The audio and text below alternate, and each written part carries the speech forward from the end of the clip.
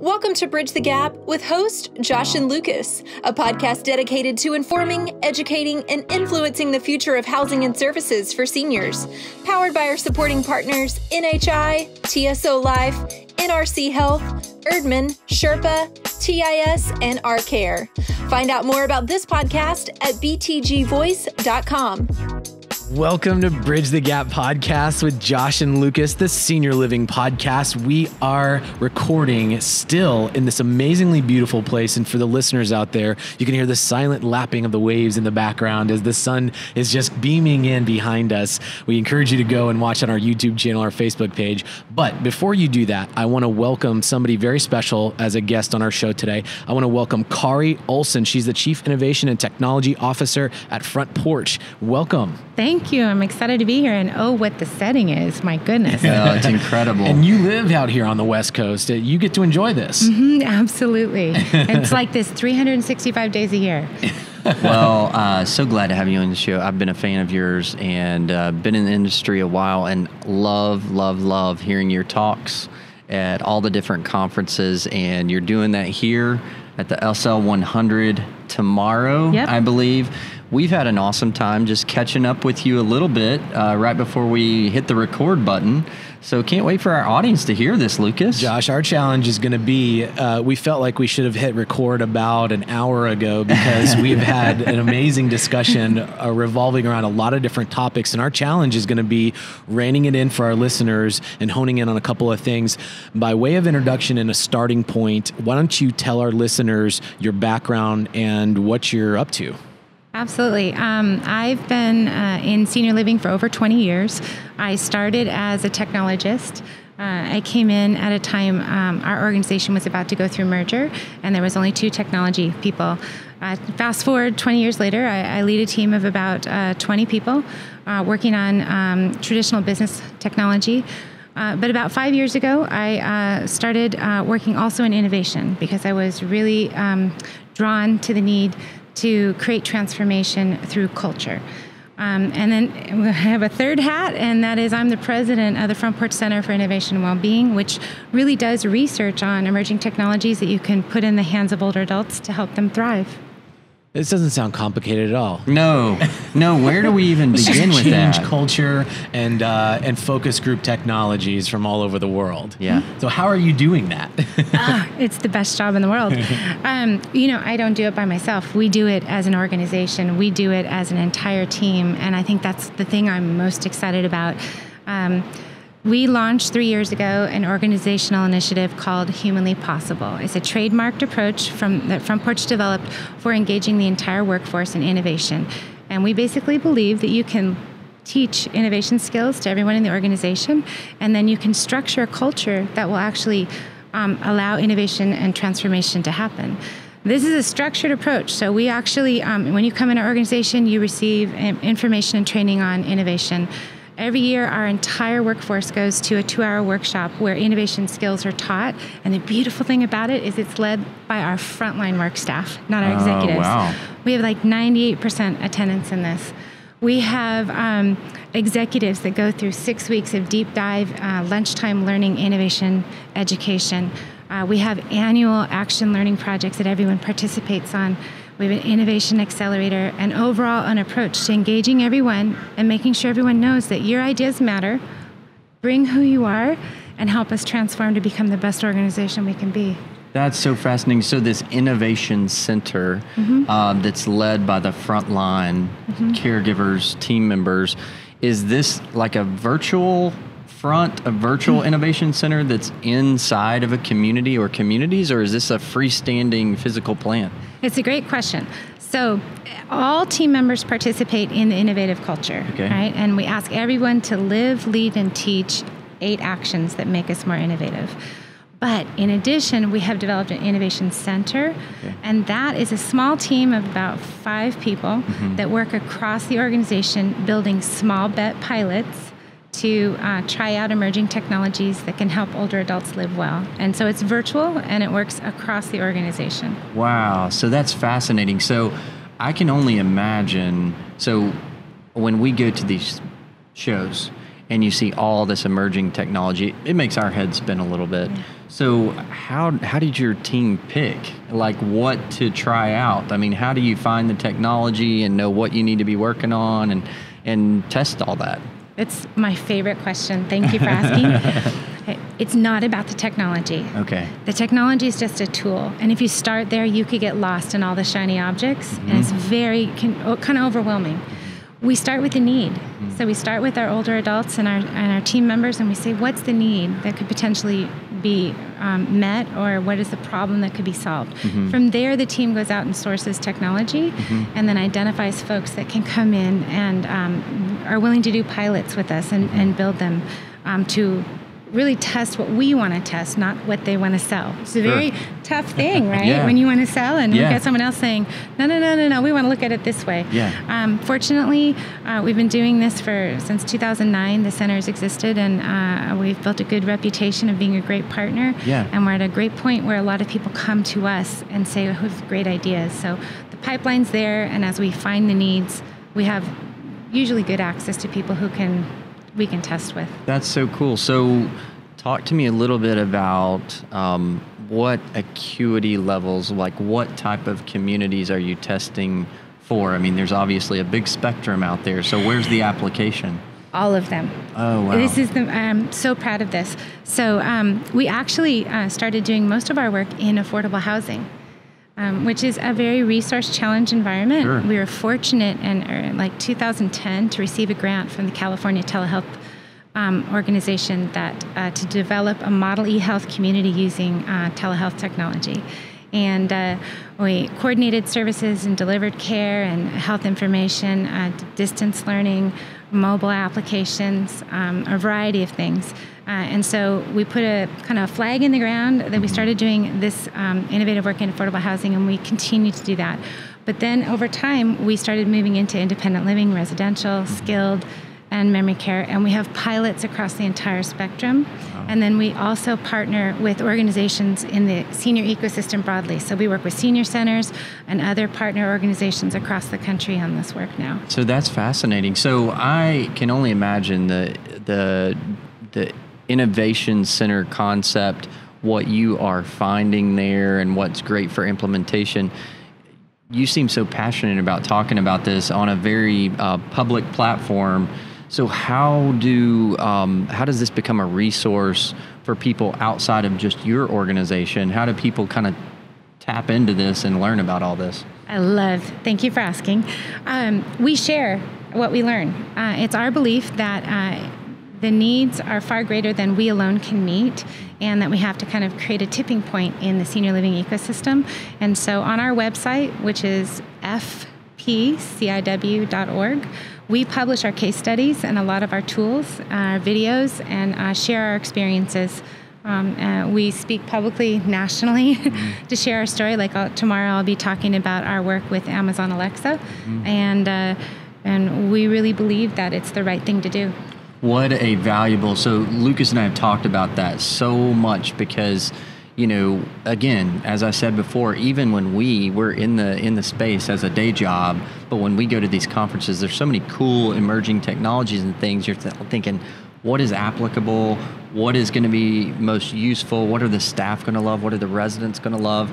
And that takes a lot of time, a lot of homework and things like that. So you guys actually are doing a lot of that legwork and sharing it with the industry. That is exactly the essence of why we started this podcast, to share these kind of stories. Yeah. And so these IoT devices that are out, you know, we have the Amazon Alexa and stuff like that. So for our listeners that are not here and aren't going to be able to sit down and listen to you tomorrow, talk us about Amazon Alexa. What are you doing with it? What's the application in senior environments? Oh, okay. In 2015, Alexa was started being sold in the United States broadly, and that's the time that our Innovation Center team started playing with Alexa in our labs. And by 2016, we were convinced there was something there. And part of the reason we were convinced is our residents started telling us, "You got to do something with this. We really believe there's something here." So we started doing focus groups with residents to co-create what a small bet experiment would be using Alexa in senior living. And we did this at a community not too far from the beautiful place we are today in Carlsbad, California. And we started very small with 15 Alexas and 20 homes and 15 Echoes, so about 30 devices altogether. And we collected data in 2 phases. First, we just taught everyone how to adopt Alexa and tried to learn about how they wanted to use Alexa. And in the second phase, we introduced basic smart home IoT. So we introduced a smart thermostat and smart plugs and the Alexa remote. And it was very interesting when we went at first to roll out the smart IoT component. Most people in the study said, okay, we'll do it because we volunteered for this study, but we're not sure. We're not really convinced this is going to have a big impact. And then by the end of the 3-month study, no one would give back their technology. And as adoption had taken place. Yeah. And, so 100% of the population used Alexa every day and their smart IoT every day. 100% felt it made their life better and easier. And one of the most remarkable findings we had was 71% felt more connected to family and friends and community than they did at the start of the pilot. Wow. So you have to dig into that and say, what's going on? And, I thought maybe Alexa was going to, separate people. There's the fear that technology will isolate people. And the stories that came out were amazing. We taught them how to do Alexa calling, and they were calling each other before they were going down to an event or activity to just connect. Just like Alexa, call Miss Jones, we're headed down to bingo. Yes. Like that? Exactly. Oh my gosh. They Okay. were doing calls with their family members. They were... We put Alexas in common areas, and they were bringing friends over to the Alexas and sharing with each other the skills they had learned to use. This was the main topic of conversation as people got together. Residents started training each other. They developed a pay-it-forward program where if they had a great experience with an Alexa device, they would buy an Alexa device for someone else and give it to that person to introduce them to it. And then say, if you like this, all we ask is that you pay it forward in the future.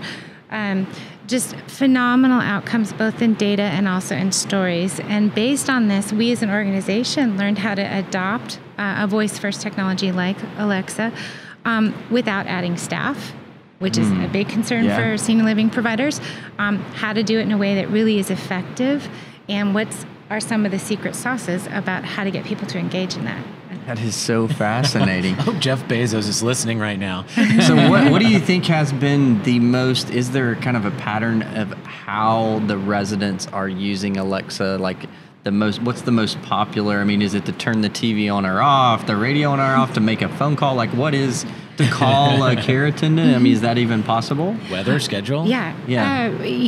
First of all, it's exactly that. It's the basics, right? So the most frequently used features were weather, timers, reminders, music. The things in my house too. The things you would expect. Yeah. But here's the most exciting thing we learned, and this is what I'm hoping to share tomorrow in my talk. So here it comes. Yeah. Spoiler alert. Okay, here it is.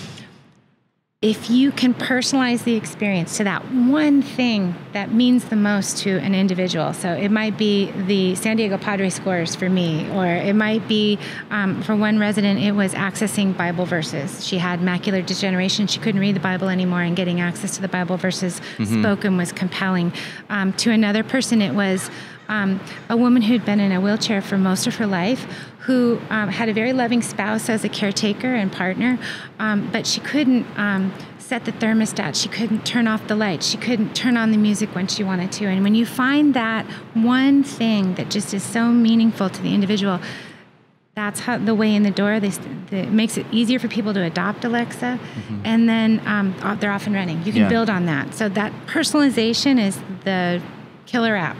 So for the average community that doesn't have maybe the resources that you guys have and go to your website and they learn about this and they're like, oh, that sounds really exciting, something our residents can use. What are some of those barriers that you hope people will be able to overcome? Because, when you think about it, you think, well, I've got to buy the technology.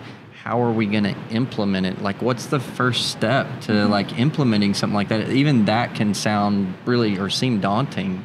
Yeah. I would say keep it small. So in all of our work today, we've scaled voice-first technology across Front Porch, and we've done it 20 people at a time every time. And I think that's key because it keeps it manageable, doable, and it builds a population of people that can then support it and be excited about it and be champions for it. That's part one. Part two is for voicefirst, you have to have a Wi-Fi infrastructure, which is, that's a challenge for some senior living organizations. And I mean, that's a must-do for senior living across the board. And I think most people I talk to understand that. Right. Then you need champions. And that's, we actually, when we go to pilot, we always look for a resident champion and at least 1 or 2 staff champions. And these are people who are willing to really lead the project, be the front face of the project, talk to other people about how it's going to go, give input into where it's working, where it's not. And I would say, the resident champion that we had at Carlsbad is so legendary. He's actually taking calls from other residents across the country about what he did and how he did it. He'll be speaking. He's spoken at Aging 2. He'll be speaking in a couple weeks at Aging Into the Future conference about his experience and the role that residents can take in leadership and creating these experiments. Really powerful. From there, don't bite off more than you can chew, which is small success is much better than doing a lot and not having it work. Oh, wow. So those are great nuggets of information that I know everybody needs that. So it's a great experience. Well, and were you in the session here where they had one of the representatives from Amazon talking about their processes? Because I'm hearing a lot of the same things that you're talking about, mentioning like small bets. Maybe explain, unpack that for some of the listeners, because I had the benefit of just sitting through that, but I had never really heard that term analogy before. So unpacking it might help. Oh, absolutely. I was in the front table. I don't know if you noticed I was there taking notes. He was amazing. He was very good. Yeah. Small bets, I believe, is one of the most important ways that senior living can change.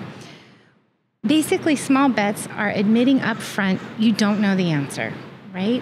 And that you want permission to figure out the answer. And that's the perfect way to start experimenting with things. And we've got to get the culture in our organizations to the point where it's okay to say, I don't know.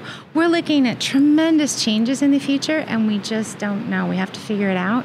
And small bets are small experiments on a small scale where you commit to a defined approach to how you want to test or pilot something. You measure what success looks like. You learn from it, and then you pivot and you try again, or you move a new direction. Very, very, very, very important. I think, especially when it involves technology, most senior living organizations are really challenged in adopting technology because it has such a big price tag attached to it, and it keeps people stuck. They don't move. This is a great way to get unstuck and safely test something, involve people in co-creating it with you, and then learn from it. What would you say to the person or the people that are listening that may say, I'm worried about failure? How do we get over that hump? We talk about it. Gotcha. Yeah. I've failed. I've had pilots that have failed. Really important learning experiences. And we need, as an industry, as organizations, and as people, to really talk about them and be able to learn from them and realize that that's the path to our success. So I'll give you an example. We ran a pilot of a technology that I used a tablet with older adults to kind of help them learn about the day and also to provide information about their well-being. And this tablet had a problem responding to older adult touch. Oh, because of the loss of the fingerprint, right? Yeah. Or the sensitivity. Okay. Changes in fingertips as you age. Also, skin dries. And the older adults had a very difficult time controlling the tablet and getting it to respond to them. Interesting. Okay. And so even though it was a great solution, the actual tablet that people had to interface with just didn't work. And the solution or the workaround that was provided for that was to give everyone styluses. Okay, to touch the tablet. And that pretty much killed the pilot right there because people wanted to interact directly with the tablet and be able to touch it. And we tried to get people to use styluses. And one of the most important things we learned from that is we should have stopped when they said loud and clear, we don't want to use the styluses, right? And it was a great learning experience for us. And now we vet that aspect of technology very carefully. Yeah. So you've mentioned a couple of technologies that are kind of going to be game changers already. You're seeing them in your organization. Are there any really exciting emerging technologies to you that you think can have really long-term positive implications on our industry? I do. Really excited about what we're calling hearables. So, not to be confused with wearables. Well, maybe to be linked. Okay, all right. So there's an emerging category of hearing solutions that are not hearing aids. Interesting. Right? They are group listening devices, and they are also PSAPs, personal sound amplification products, that boost hearing through an earbud type solution, but they're not, full hearing aids. And when we started digging into the research, we actually heard first from our residents that hearing was a big issue, and situational hearing was very, very important. So hearing on an outing, hearing in a hall or a room that had bad acoustics. So where there's a lot of different people, maybe competing noise, like in a dining room, but other experiences, like reaching someone with dementia who has hearing loss. So we were presented with a variety of situations where hearing was a real challenge to basic activities of life, to engagement, creating isolation. Did the research and went on to find out that people with hearing loss are 3 times greater risk for fall, 6 times greater risk for dementia. Most people, 30% of the people that have hearing aids don't use them. They're very expensive. So we were very fortunate to receive a grant from the Consumer Electronics Foundation to do work in hearables. And for the last year, we've been testing these products with over 800 older adults inside and outside of Front Porch. Our report will be released in about a quarter. And we're basically going to be sharing what we've learned about who are the right people to be benefiting from these solutions, what are the right ways to adopt it, and what are the opportunities to help people. But we can tell you already, we have life enrichment people taking mobile group listening systems that don't require any type of tethering on outings and having phenomenal results. We have chaplains using these in personal conversations to really connect with people. We're using them in, a memory care to help engage someone and help build an appetite. There's so many powerful use cases. At the end of the day, it's about getting people connected. Nothing more powerful, I think, in our work. So that's an exciting solution that I think has immediate impact, and we're really excited to share what we've been learning there. One of the more techie ones that I'm super excited about is virtual reality. I think it has tremendous power and application to senior living. I think it scares us all a little bit. Sure. But we're working in virtual reality in many situations, whether it's engagement and life enrichment. We had a family take a 3D camera to a family event in Hawaii where the loved one who lived with us couldn't travel anymore. They put the camera on the table and they had everyone talk to the camera like the loved one was at the event. And they brought that back to the loved one. And I have a video I could show you, it's on our website, of the reaction that both the older adult and the family members had as they shared this moment to reach someone who actually has some cognitive decline. And it created a connection, a moment of connection that wasn't otherwise there, that then became a pathway for other exchanges of love and expression of connection, which are so, so powerful. So virtual reality in that way to engage people. Virtual reality is an opportunity to help educate caregivers about the experiences of older adults. Caregivers and other, that could go far and wide to, fundraising, to public policy and advocacy, and helping people better understand the older adult experience and vibrancy and beauty. So tons of exciting applications in virtuality. So there's 2. That is super exciting. And I learned something today. I had never even heard the term hearables. So I feel like I'm so much cooler now. And I was like so in the dark. So thank you for sharing that. That's great insight. And I can totally see the application. And I can't wait to learn more about those studies. I know I'm definitely going to be following you guys and engaging on your website, because that seems just like a wealth of information. I know our audience, Lucas, is going to love to make that connection. They are, and we're going to make sure that we connect all that. And the video in particular, I can't wait. Once we stop recording here, I want to see that video. You got so it. we'll make sure our producer, Sarah, gets that from you, and we put that into the show notes. And I think that there is definitely another episode in our future to sit back down on a more consistent basis to talk about all the results from all the stuff that you're doing. You mentioned, Josh and I were saying we've been to the Thrive Center, and that's been really fun, and you're connected with them as well. Mm-hmm. These are the types of things in our industry that is that high tech, high touch that Bob Kramer was talking about, and many others are talking about. Is just such an opportunity to essentially bring disruption, but disruption that benefits the lives and dignity of our aging adults.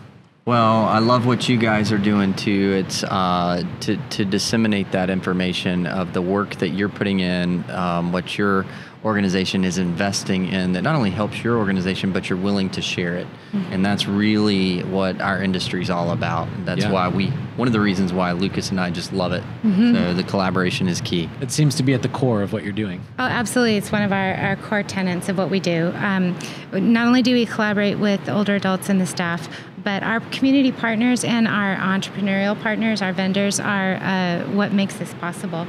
And how we've benefited from the thinking outside of our organization and bringing in what's possible in the world, things we would never have thought of, it's changed us for the better.